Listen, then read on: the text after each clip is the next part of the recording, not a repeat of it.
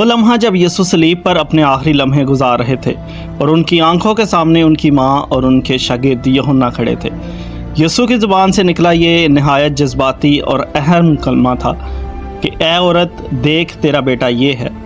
یہ الفاظ نہ صرف ایک ماں کے دل کی گہرائیوں میں محبت کا پیغام تھے، بلکہ یہ ہمیں خدا کے منصوبے کی گہرائیوں میں ایک اہم سبق سکھاتے ہیں۔ یہ وقت تھا جب یسوع نے اپنی ماں سے کہا دیکھ تیرا بیٹا یہ ہے، اور پھر یوحنا سے کہ دیکھ تیری ماں یہ ہے۔ یسوع نے اپنی آخری لمحوں میں اپنی ماں کو نہ صرف تسلی دی بلکہ انہوں نے یوحنا کو مریم کی دیکھ بھال کی ذمہ داری بھی سونپ دی۔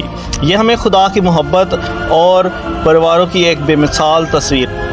لیکن سوال یہ ہے کہ آخر یسوع نے یوحنا کو ہی کیوں چنا، حالانکہ اس وقت یسوع کے اور بھی بہن بھائی موجود تھے، لیکن پھر یوحنا کو ہی کیوں؟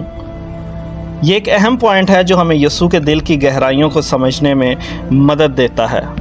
ہم جانتے ہیں کہ یسوع کے اور بھی بھائی تھے، لیکن جب یسوع صلیب پر تھے تو انہوں نے اپنے بھائیوں کو نہیں بلکہ یوحنا کو چنا، اور یہ ہمیں بتاتا ہے کہ یسوع کے شاگردوں کے ساتھ ایک خاص رشتہ بھی تھا جو صرف خون کے رشتے سے نہیں بلکہ روحانی تعلق سے تھا۔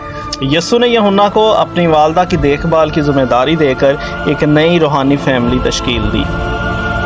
یہ کلمہ ہمیں سکھاتا ہے کہ خدا کی محبت نہ صرف ہمارے گناہوں کے لیے ہے بلکہ وہ ہماری ضروریات اور تعلقات کا بھی خیال رکھتا ہے۔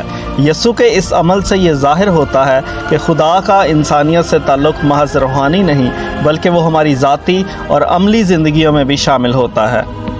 مریم چونکہ یسوع کی ماں ہونے کے ناطے اپنی زندگی کے سب سے مشکل لمحے گزار رہی تھی، لیکن یسوع نے آخری الفاظ میں انہیں یاد دلایا کہ وہ اکیلی نہیں ہیں۔ اور یہ کلمہ ہمیں سکھاتا ہے کہ خدا کی محبت ہمیں اکیلا نہیں ہونے دیتی۔